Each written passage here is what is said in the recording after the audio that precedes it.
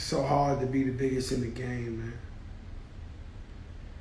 It's just so hard to be the biggest in the game. Ciroc. You good with your Wi-Fi? Yeah, keep going. Poor connection, though. I ain't even gonna lie to you. You know what I'm saying? It's crazy. They can't stop you. Nah, Rube, they can't stop me. You know, but the poor. She came on 30 times. Biscuit, the biggest block. Oh, you don't want to look at it? Zach embarrassing her. Here she go. Let's get it on. Lord Jesus Christ, man. Come on, man. Waiting for Sweetie.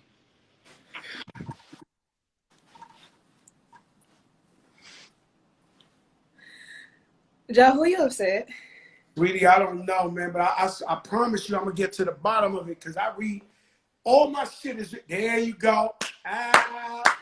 Oh, we got it? We take. Got my light on. There we go. Damn, we had a funny skit. I'm going to be using that a lot, right? So I inked the deal with Puff today to put it on Revolt. And I'm going to be using your little clip a lot when you was like, why? I can see you, you can't see me. And I'm like, because I'm Joe Crack the Dawn. It gets me every time. I came up on that one. So we see you looking so beautiful as always. I don't know how you look beautiful in quarantine. Do you bring the glam squad or you know how to do it yourself? You know, I've been doing this since middle school, so this ain't nothing new, you feel me? So you've been glamming yourself since middle school? I've been cutting my hair, I've been dyeing my hair, I've been doing everything since middle school. That's important. You know, I learned how to cut my hair, my own hair in quarantine. I never had cut my hair before, but I refuse to look like those guys. You know, okay.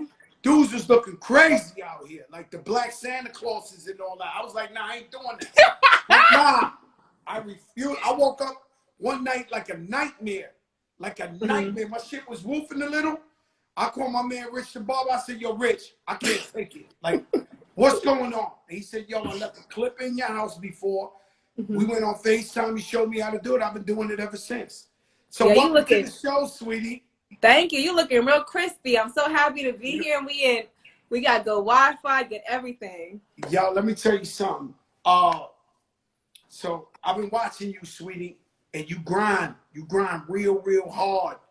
And you the true definition of nobody can stop you. You're gonna go and do what you gotta do by any means. Thank you. And a lot of your music is about leveling up. About leveling 8-figure chick. That's my type. That's my type. That shit hard. So is that really your type? Or would you be with a guy if he was broke and he didn't have no money for love? It really depends. It really, cause you know. Be honest with me, sweetie. We don't run away from the answers in the fact. No. So I'm gonna tell you what it is, because it depends. But fortunately for me, I'm with a rich man with 8 figures. But I do believe, and you know, grinding it out, sticking it out, and seeing if someone can get their hustle on. Because you know, when I was in high school, I wasn't always dating the trappers. You know. So you was always with the trappers? I mean, sometimes, but you know, sometimes I would give somebody else a chance because it's nice to be with a hustler. Because if they got hustler's ambition, that's all that matters. Yeah, you know, my wife took a gamble with me. You know, I wasn't really. At the moment I met her, I had just, you know, I was hustling, getting big money, but then like a movie, I stopped. And I went to rap, and then I said, I'm going to make it from here because all my friends was going to jail for 10,000 years. So, and when I met her, I was broke. I ain't had no money like that. She took a chance. She believed in me. And she came up ever since. You know what? She made the right choice. And you know what? You know why I believe in making that choice? Because I've been broke before. I've been renting rooms. I've worked odd jobs. So I always believe in seeing the light in somebody. And if they got hustler's ambition, that's priceless. Now I'm going to be honest with you. When I talk to my goddaughters, I talk to my cousins, I tell him the truth. I say, yo, if you go with a broke dude for love in the projects, just know you're going to be living in this projects the rest of your life. Now I tell him the truth. I believe in leveling up. Yes, of course. I believe that you got to play your part, he got to play his part, and he got to be doing better than you somehow, because it's got to be a way to come up. I don't believe in, yo, we going to be broke forever shit. I don't believe in Hell no. That ain't my thing. Hell to the no, to the no. That's what I tell, and when I listen to your music, that's what I hear. So now, at what point did you say, how did you meet Quavo? Because you know, you guys are a power couple.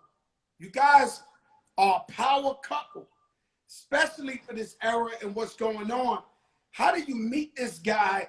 How did he because Sweetie is fucking beautiful. Like, what happened? What this guy do to sweep you off your feet for y'all to be the way y'all are? He slid into my DMs, I must admit. But I gotta tell you, it was different, because you know I had a couple of DMs slide my way, but I already had a crush on him. So you already was like, damn, that's my type. I think I'm giving it to you hot and fresh, like some New York pizza, because I don't think I ever told nobody that. I already had a crush on him. This is the Joker show. We talk about everything on here. We don't hide nothing. You know, Sweetie, you know what it is. You already had a crush on him. He slid into your DMs. That was another question I had to you, but I'm going to come back to that. What happens now that the whole world knows Quavo's your man and somebody else slides into your DM? Do you tell Quavo or you keep it to yourself?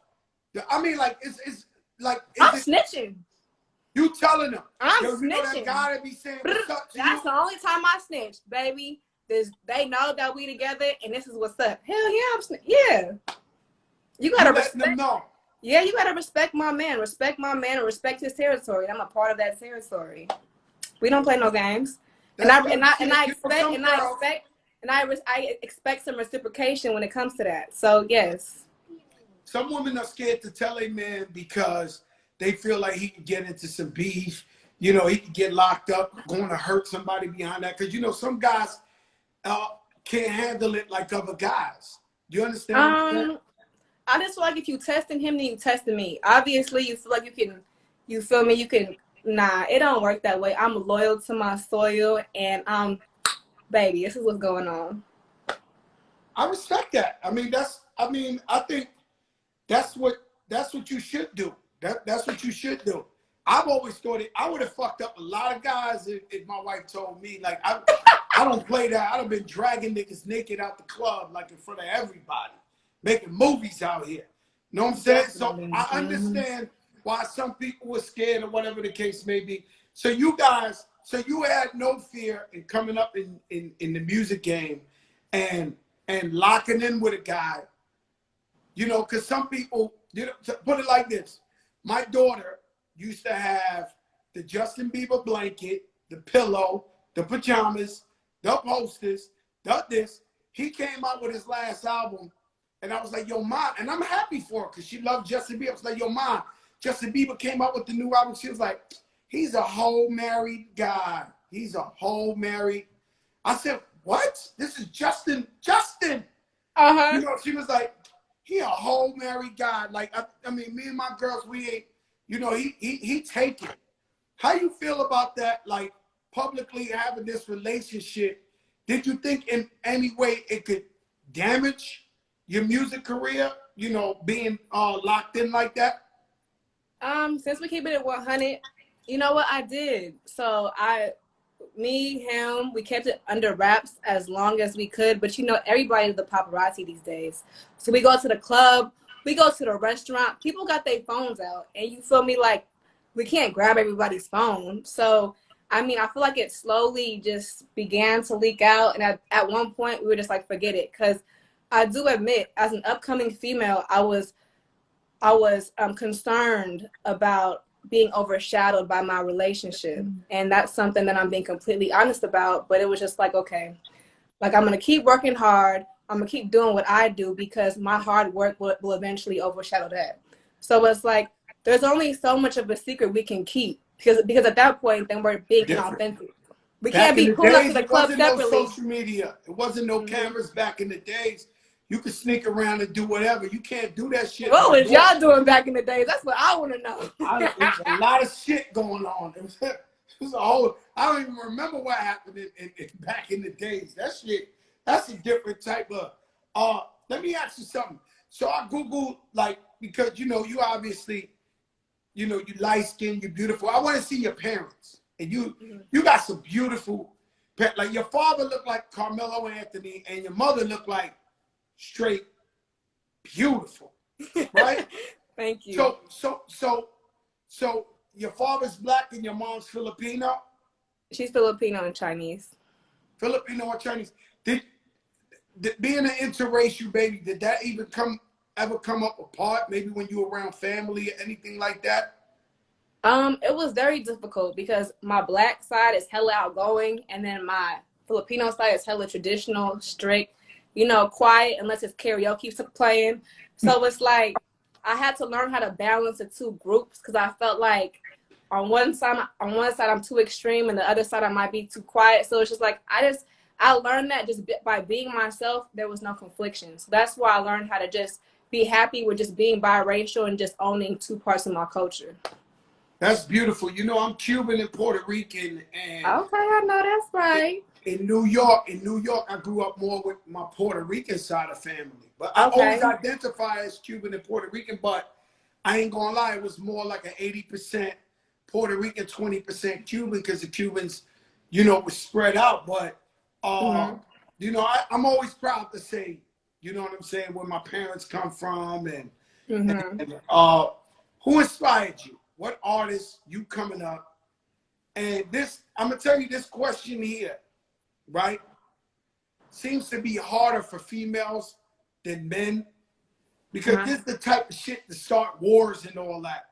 Because women, for some reason, they and they don't really want to say who inspired them, who paved the way. I see that a lot in rap females. So I'm giving you the dance floor to say, who are some of the people who opened the door for you? Well, I'm ready to dance, and I always say, who inspired me. So in high school, I know who y'all love who are tapped in right now. I love LimeWire. When it came to downloading all my songs, I downloaded a whole bunch of Nicki, and I downloaded a whole bunch of Remy Ma.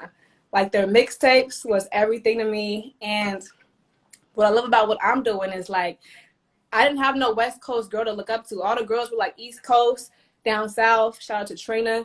So it was just kind of like, I'm happy that I'm able to represent for the West. But in high school, I love me some Trina, I love me some Nicki, and I love me some Remy Ma. Wow, that's a beautiful. Give it up like that. You from the Bay Area, so you was one of them crazy girls I would watch on World Star with the hyphy and all that, ghost riding the whip. Was you doing that shit? Like, was you out there? Like, is that footage of Sweetie ghost riding the whip? Oh my gosh. So when it comes to, first of all, when it comes to me and my family, like, I love doing all that crazy shit. I haven't been able to ghost ride the whip yet because every time I'm about to go, one of my aunties or my uncles drags me out of the car because people really die. But you feel me? Like, I'm low-key Harley Quinn, so I don't be tripping like that. But it's just like people do. But I would love to ghost ride the whip one day with, all safety hazards, hazarding. So one day I'm going to do that. But I was definitely going dumb. If you see my birthday weekend, you see how I get down with my family. It's always a party. Listen, I saw the birthday weekend and I saw the birthday Birkin. Hey. Birkin bag. Yeah.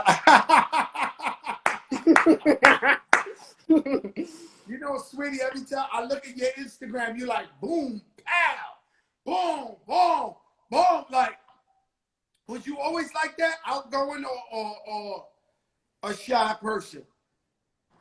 So when it comes to like other people, other groups, I wouldn't say I'm shy, I'm quiet, but when it comes to my family, I've always been like just rah. Yeah, I know that. And I remember when I first heard about, I've heard about you through Chanel, my daughter, everybody they knew you from before you was even, when you was just coming up. So, right. So I knew about you since day one, and but it was interesting how I really learned about you musically was through Gabrielle Union. So Gabrielle pulled me to the side and she was like, "Yo, you know, there's a girl out here. Her name is Sweetie, and she's my cousin." And I said, "Yo, Gabrielle, like you was just heating up, like you was it was just heat." And I was like, girl's on fire, like she about to be something." She's like, "For real?" She said, "My family keeps." I said, "Yo, she about to be something." Like, you know, you started heating up. Tell me about Gabrielle Union. Did you know her before you was famous? Did you know she was your cousin? So that's my dad's cousin, and like at family functions when we would have our family reunion, I was like the little girl and she was like the superstar, so I was always like shy around her. Fast forward, I went to college, kind of lost contact for a little bit, and everybody kept telling me to tell Zaytoven, Gabrielle, anybody who I was related to or knew in the music industry, they told me to let them know, but I have so much pride, so I didn't want to tell nobody. So when she found out I was rapping, she was like, "Girl, why didn't you tell me?" But it was just like I wanted to prove to myself that I could do it on my own. She was so excited for you. I'm sure she is now. But I'm telling you, behind your back, she was talking to me like, "Yo, Joe, like my cousin, she about to do her thing." And I was like, "I know her." Like I was like, "I literally know her. She's fire. She's this." And that was that was a beautiful thing. And it's, you know, you got Gabrielle in the family, and now you. This is a pretty impactful family. Like, you know, like it's hard to have two superstars in one family. That's a big I feel deal. like, but I kind of feel like we like sports. You know, like a lot of people in my family are successful, and you see that in a lot of sports families. You see a lot of brothers go to the league, to the NBA, to the NFL. So I just kind of feel like, you know, we all have our own journey to success, and we all like do it on our own. And when everybody can see it, we're all just super proud of each other. Let me tell you that song "Icy Girl." That's one of my favorites that you have, and so you sample Kia, the girl Kia. I mean, I didn't really sample it. I took the whole beat, so I don't know what that's called. Well, it's called a flip. The nice way to say it is a flip. You flip the beat, and did you ever talk to her, have any interactions with her, or the lawyers just handled that and that was that? The lawyers just handled it. I haven't got a chance to speak to her yet, but the lawyers handled it. It was cleared, and then Icy Girl came out officially through DSPs. She's definitely bugged out. Like, but you ain't got to comment, but she's bugged out. Like, you know, like she's bugged out. I did a couple of shows with her back in the days, and her music was so ratchet. And when we was just being guys in the hallway talking shit, but she would come out and be like, "Yo, I'm calling the cops." She'd be like, "Yo, I'm calling the cops, and your motherfuckers don't get in your rooms and shut up." It's like she was bugged out. She was a strict one, and but I like that song a lot. The Icy Girl, that was an amazing flip. Thank you. Quarantine. What is quarantine like for you? Like, what you been going through in quarantine? I've been cooking a lot. So that's like my quarantine. And then, you know, I had my big old celebration with my family, Memorial Day, and for my birthday. So I just been cooking. My album's pretty much done. So I just been, you know, thinking of treatments, because I do all my treatments, and just kind of been planning this Icy Girl takeover. Oh, so when you been recording in your house, you got a little studio in your house? Yeah, it's called the Pretty Box. It's called a Pretty Box? Yep. So you get in there and do your thing in that Pretty Box? Yep, but I make pretty bitch music. Yo, that's crazy. I'm the only rapper with no studio in my house. Why? Man, I played myself. I ain't know, because I always like going to. So for me, the studio is work/hangout. So when I get in the studio, say I go to the studios 8 o'clock at night, we talk shit to 11. Like just, yo, LeBron, this one, that. We just talking shit for 3 hours, and then we start cooking, right? So my thing was like, if I bring the studio in the house, it'll take away that that fun time with me and my guys. You know what I'm saying? But it's a big mistake because during quarantine, I haven't been able to record nothing. Okay, separate pleasure from work. Okay, I feel like it makes me a little bit more comfortable because I'm able to like think of something and then run to the studio and then record it. No, it makes too much sense. I ain't even gonna lie to you. You've been seeing everything that's going on with Black Lives Matter and George Floyd and Breonna Taylor. And so what's your sentiments on everything that's going on in America right now? Well, my sentiment for what's going on in America, first of all, so I've been seeing this a lot because a lot of people have been asking me the same question and they make me, answer these questions about how do I feel about my peers who aren't, using their platforms and who aren't informing. But I feel like people need to be educated. And then once they're educated, they would then want to take action. And when I first made my first statement, I called my grandma. My grandma's my best friend. She's been an activist and she was like 18 years old. So I always call her to fact check, get my news, and then I educate. So I think it's important to, instead of, trying to reprimand the people who aren't informing, try to educate them. Because if you have a heart and you're educated on what's been going on, you're going to want to make a difference.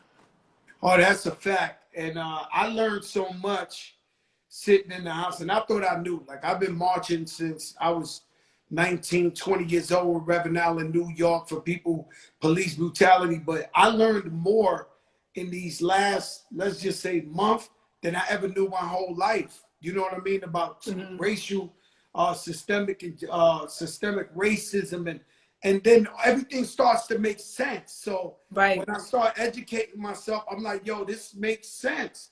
Like, I just thought it was just hard for everybody, and then you got to do it. But I didn't realize that it's really set up to be extra hard for us. Definitely. You know what I mean? Almost impossible. No, and it's just like, none of these things are new, but I'm very grateful for phones and social media because America is having a big wake-up call because these videos are going viral. Imagine if we didn't have technology.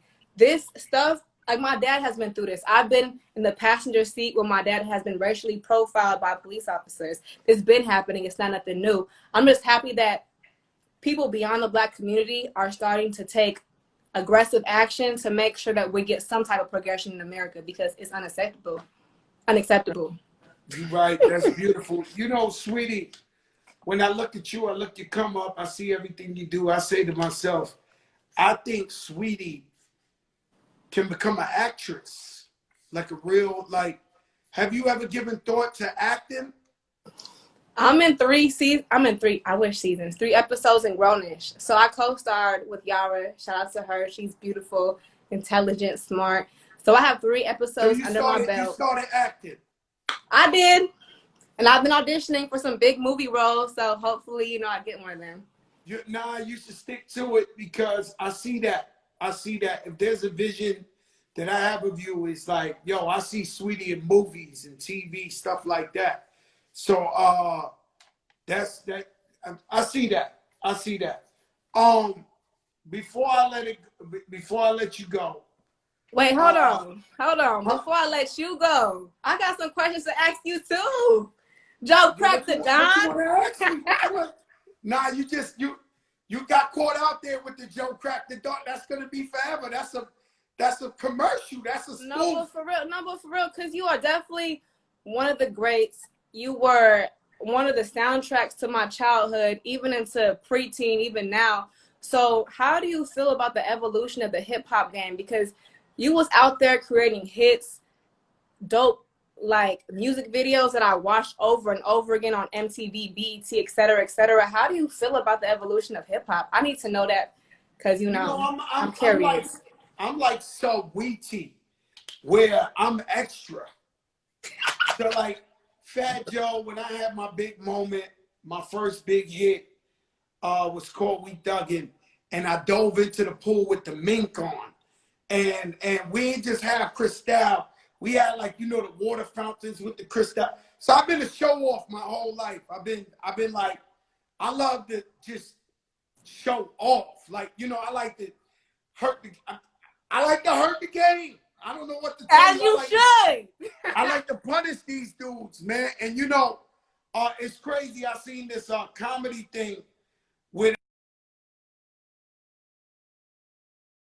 Netflix, and George Lopez, the Mexican, he said, "Yo, Spanish people, we just want to outlive our haters," and that shit is true as hell. So I've been punishing these guys for so long, sweetie. I've been punishing them. I won't stop. You see me? I won't stop. I'm keep giving it to them. These guys ain't got no teeth, sweetie. I got teeth. You know what I'm saying? So it's like with the music, I've always felt like I never got my props. As weird as it sounds to you. So that's what keeps pushing me to keep making music or make hits or change the game. I've never felt like Fat Joe got his just due. And and I've been chasing that my whole life. Okay, so what would it look like if you got your flowers right now? What would that look like to you? What would it look like to me? Yeah, I need to know. Like at least 100 million in the bank. Okay. And the fact that everybody will finally, like, because I say, we keeping it positive, but I say, the day Fat Joe died, unfortunately, that's when the world's going to realize the greatness, because they're going to be like, oh shit, we had a real one. We had a real one. And not just the music, his hits. This guy, he's for the people. He opens businesses in the hood. All that shit. They're going to take a look at it once I'm gone and be like, damn, we ain't know we had the realest one here. And so I ain't want to say that part because I wouldn't even want to put your name in that sentence together. But I say that because, like I said, you was the soundtrack to my childhood. You put out hits. You made some of the greatest collaborations. So whoever is watching, if you can give this man his flowers, give it to him while he's alive. Because I absolutely hate when someone dies and then they want to start, parading the accomplishments. We've seen that happen with Nipsey Hussle. So I'm just, I just feel like it's an honor to talk to you right now. You was in my iPod, my TV, my mama and my daddy was slapping your music. So it's just like, give the man his flowers while he's alive. Okay? I love that about you, sweetie. You're a real one. I shout out to Timberland. He told me y'all got something together.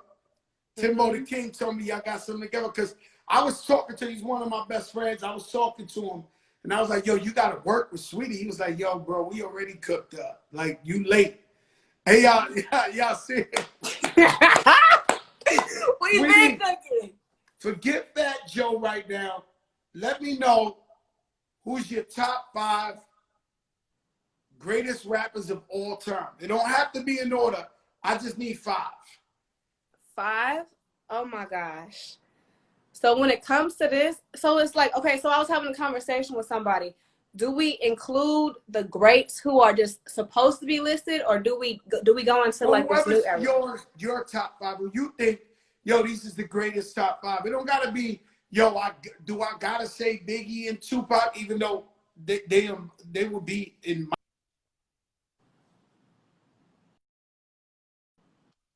Who influenced you?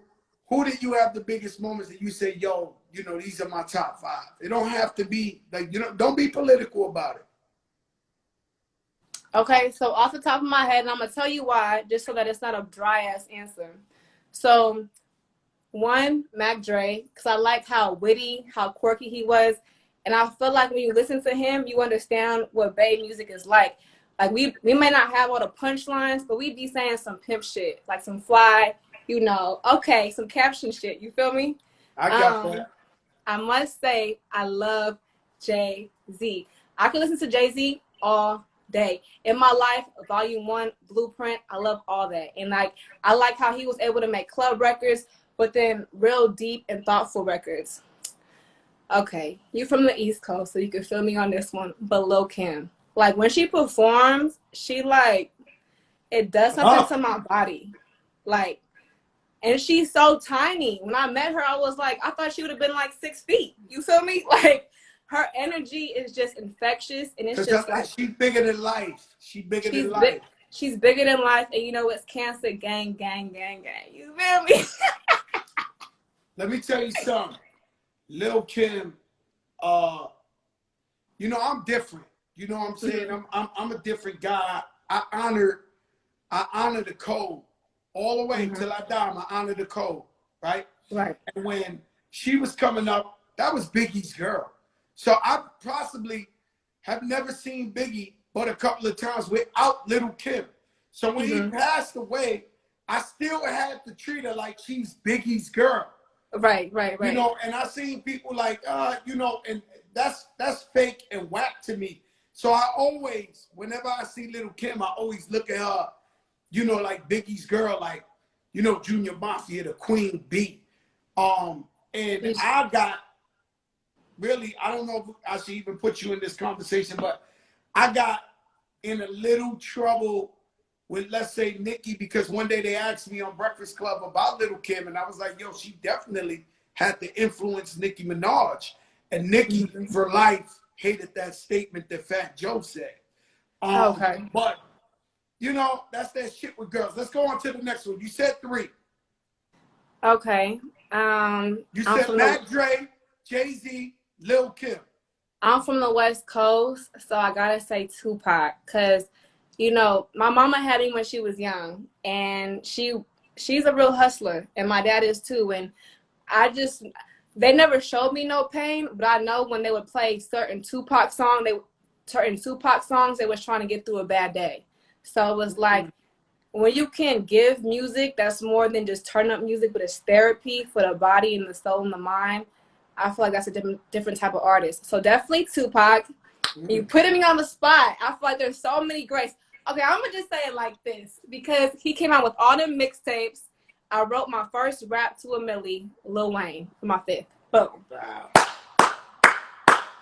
I love your top 5.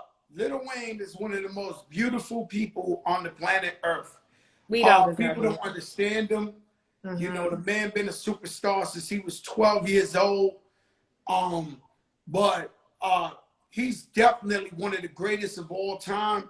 He opened the door for, even to me, people got upset with me when I said, you know, Wayne influenced Lil Uzi and just that whole genre. And I didn't mean it disrespectfully. I just meant like Lil Wayne is like a fucking blueprint. He's like, you know, he paved the way for this generation.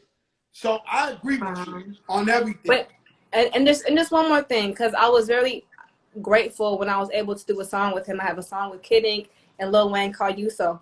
When we came to set, he treated everyone around him like they was a superstar. I was like, wow. He was so humble and just so nice. I'm like, wow, that's so refreshing, because you know when you be like meeting other people and other people be on there, you know, you feel me? I be like, okay, sis. But no, with him, I hate that. Sweetie. Yeah, with him, I was like, I hate people who think, first of all, most of us grew up poor. First of all, we got blessed by God to have a talent. Definitely. Third of all, we ain't God. So when I see these niggas acting like they something extra or that's trash. And it happened to me one time. I learned this long time ago. I was hanging out with, and I'm gonna say who they are, and this is probably one of my best friends in hip hop. It was Raekwon from Wu-Tang. This is when we was young, upcoming. It was Raekwon and it was Nas. And we hung out all day. We was riding around Harlem, the Bronx, all over. Then we went to this club called The Tunnel that night. And we seen the new rapper. We was playing that dude's album all day. 100 times we was in the car. And we seen him, and my brothers almost tried to act like they didn't know who he was. I forget who it was, but I went up to him. I was like, yo, I've been bumping your album all day, and so was Nas and Raekwon. They was bumping your shit all day in the car with me, and your album is incredible. I never like to act like that. Like, I've been giving flowers. Even when somebody's young, upcoming, whatever, if I think you're really, really dope, I'm going to tell you, you're really, really dope. Oh, thank you. All right? So, thank you, sweetie. And let me tell you something. you showed patience. You showed humbleness. I don't invent the IG. I don't own the IG. So they was trying to fuck with me. They trying to do it again today. Like if they would have did it again today, I would have had to call the boss. I would have had to protest. Like, what's going on? But we love you, sweetie. Continue to do your thing, and I'm gonna see you throughout your whole career and see nothing but greatness, okay? And I thank you for, you feel me, giving me, you know, my flowers while I'm young. I hope that you get the flowers you deserve, and that, you know, people ain't waited until, you know, you 6 feet under. So I appreciate you taking the time to just talk to me and give me wisdom and advice, because I appreciate that too. And tell Swiss I want that beat. I'll tell Swiss tonight. Right after this, I'm going to call him, all right? All right. Bye-bye, sweetie. Bye. So, weak tea. Never false advertisement. Man, this thing acting up. Huh?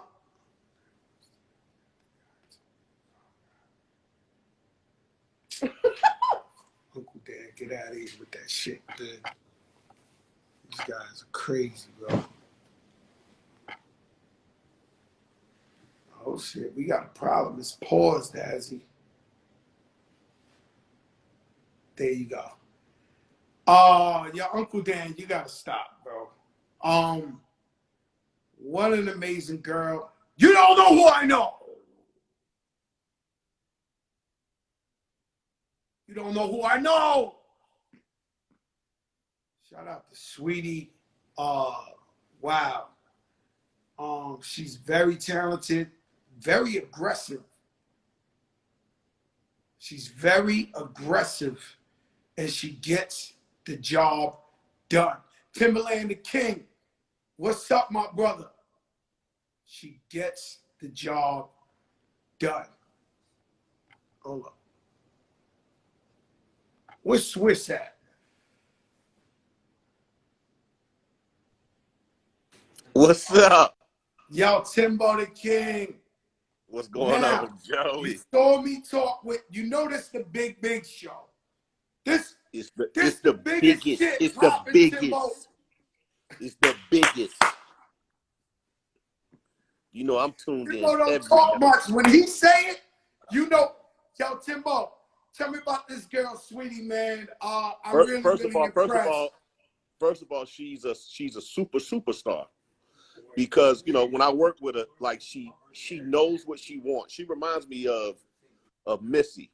Like, she knows what she wants. She knows how she sound, and she knows what beat to do because she thinks about the video. She just knows her lane. She knows how she want to do it. She's very articulate. She's very smart, and she picks up very quick. And her dance moves, she's just getting better. She's just getting better. She's a superstar. She the next one to be on another level.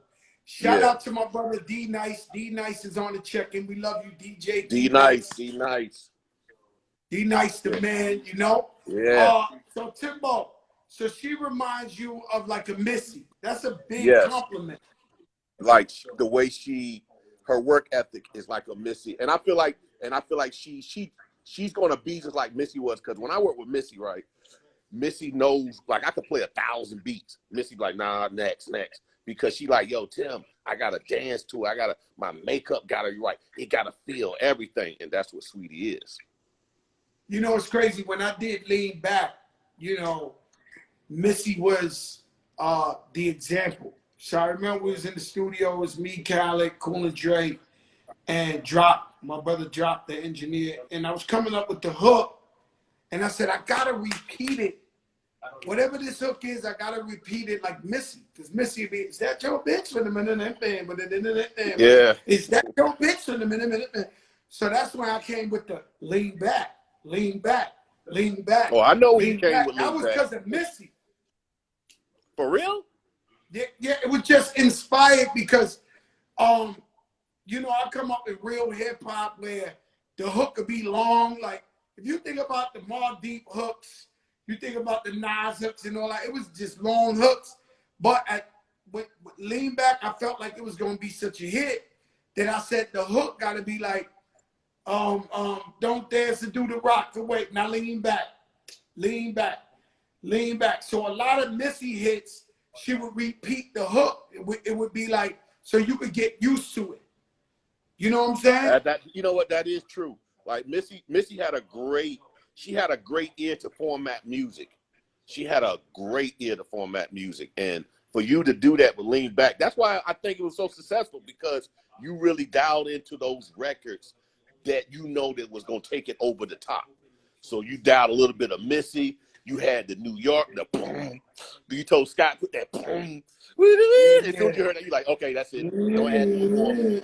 Just leave that. Now we got to get this hook right. Yeah, I see you working with this girl, Justine Scott. I know her.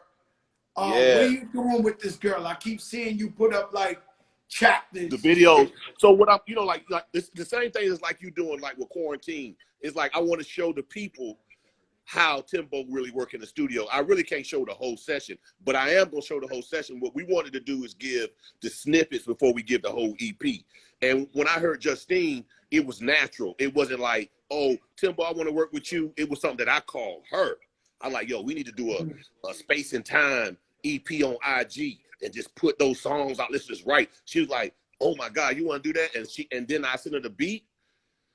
She'll write it and she'll plug this thing up and do this app. I don't know. I said, yo, what's that app you do? And then she put it together and just write it right there on the spot. And I'm like, oh, this girl bad. I've been watching some shit with you and her. She's talented. Shout out my brother Breon Prescott. Yo, Breon. Ashante, it's Ashante's mother's birthday. Ashante, come on the comments, man, so I can go live with you and mama right now. So, yo, Timbo, I love you. I'm going to try to get to Ashante. Peace. All right, I'll bro. talk to you later. Timbo the King. You don't know who I know. It's the biggest show in the game. This ain't a game. Ashanti, if you tuned in, come on the live. Let's give Mama J the love. Shout out Breon.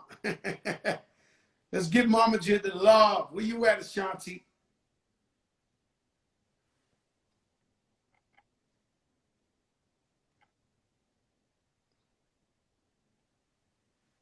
I don't see it right now. She probably like, Joe put me on the spot. She's running for a hat. She ain't got her makeup ready and all that. You know, oh yeah, this is the biggest show in the game. Ain't never been a bigger one. Ain't never been I'm telling you, I don't want to know, I don't know what to do. These guys are liars. They're not doing the classic interviews like me. They now on every day with the biggest. Tomorrow night, Stephen A. Smith.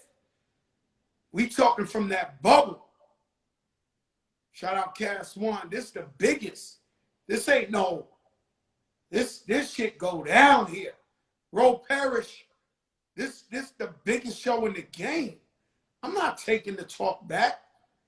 I put in a lot of time. You see some of these guys, they on TV shows, they on radios. These guys, they bring them the talent. Fat Joe got to go look these people down and go get somebody to be on the show for free. This shit ain't regular.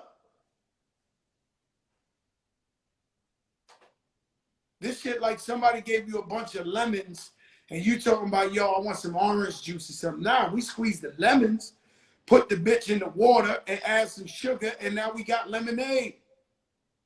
We turn the negative to a positive, and it's all good. Not playing with these people. COVID-19, they call it Miami the new New York. Well, what happened was New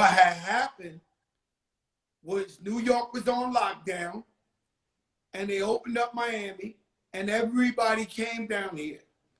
And they was throwing parties. My man Eat Rivera, my man Chop the next day. Every day there was a new party.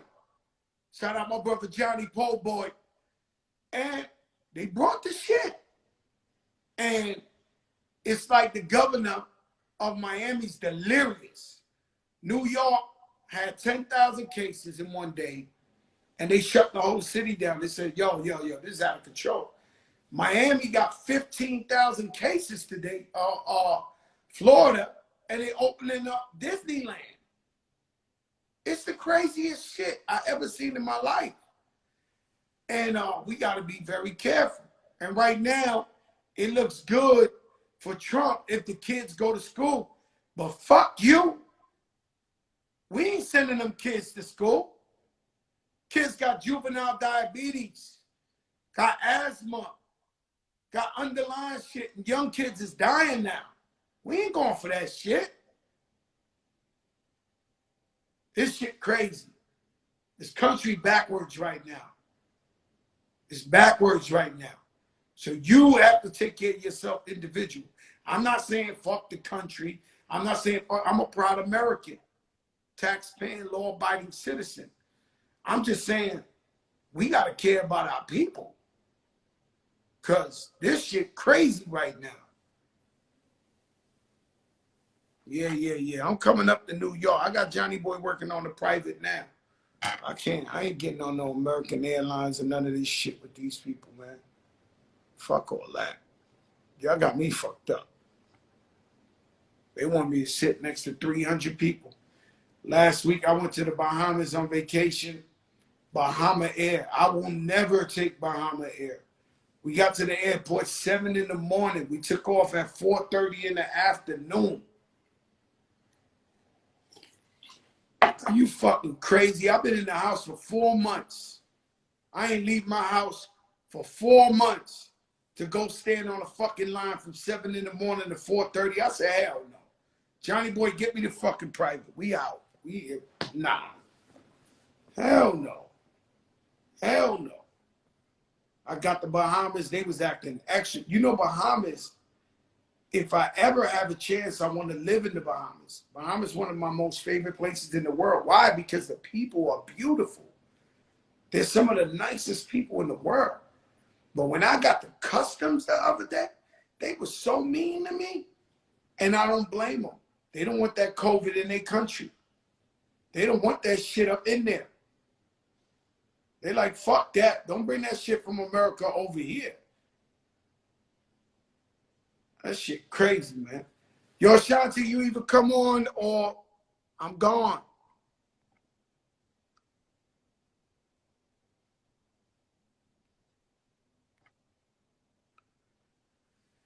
Like I said, my sister Shanti, love you. It's her mom's birthday, Mom and Jeff. She been behind Shanti's career since day one. They're inseparable.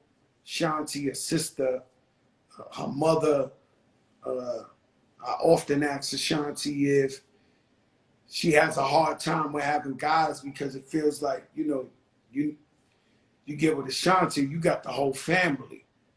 So it ain't just like, yo, I fell in love with this girl. You got the whole fam. So you got to, you know, there's layers to the shit. Shout out to her dad, who's a great guy. Great guy.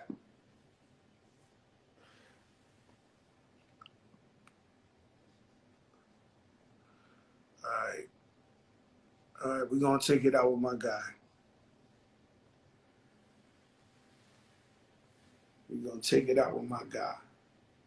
Fat Joe favorite. Yo. Kenny, the Hitman Sway. What's up, Joe? Yo, Kenny Sway, we got to take the show out.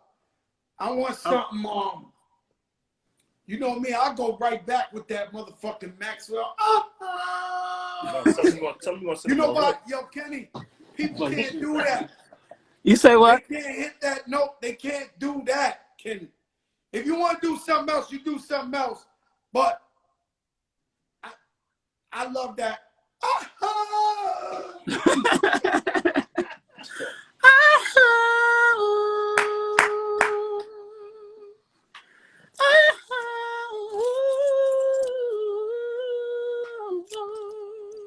Pray God you can call.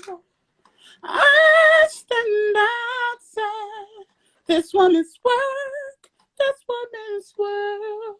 Ooh, it's hard on the man. That part is over. I still script of the father. Pretty wing show.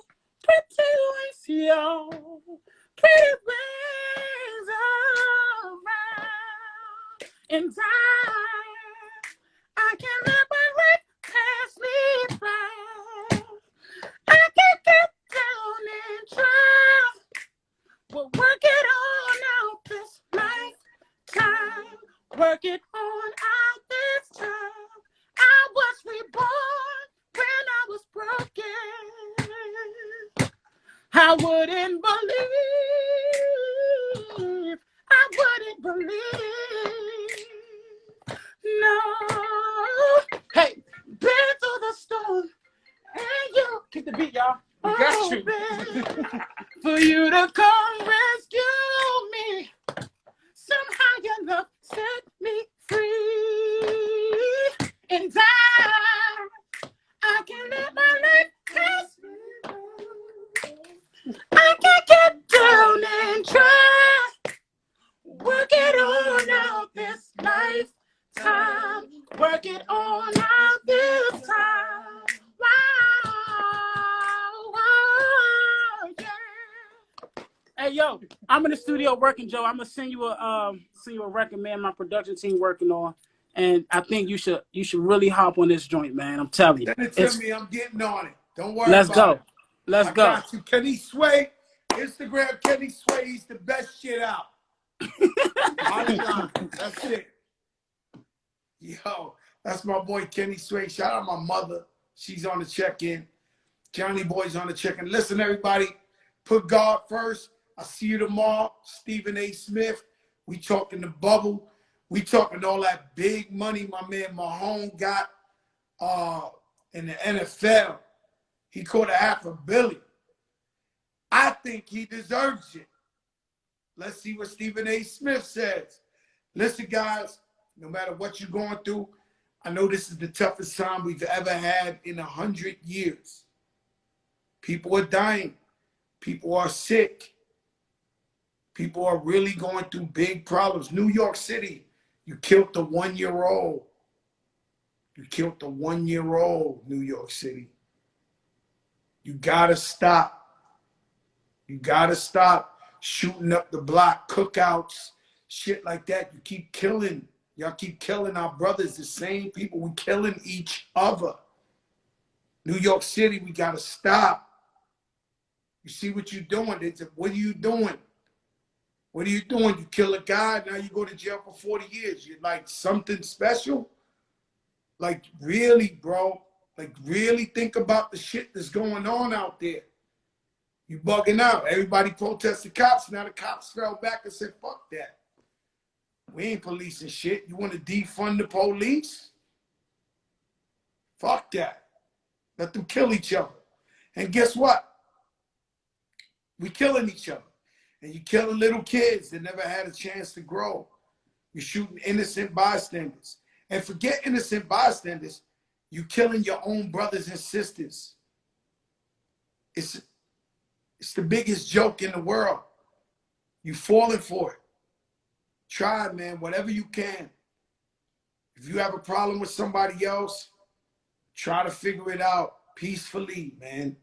Try to talk it out. I know some guys are impossible, but try your best because we're killing our own people. We're killing our own people. Talk to them. Talk to them. If you're the best friend of somebody who's wild for the night that look like he want to grab the hammer and go kill somebody for no, talk to him. Tell him, yo, bro, tell him how you feel. Yo, chill. And the whole part of being young, when I was young, I was really, really wild for the night. I never thought I would get to be Fat Joe, be older and all that. So when you're young, you thinking, yo, I don't give a fuck. You know, I'm going to do whatever I got to do. But that is really not the answer. It's really not the answer. And unfortunately, we killing our own. We are killing our own people. Do you get that? A lot of the time just for nothing. I love you. Stay safe.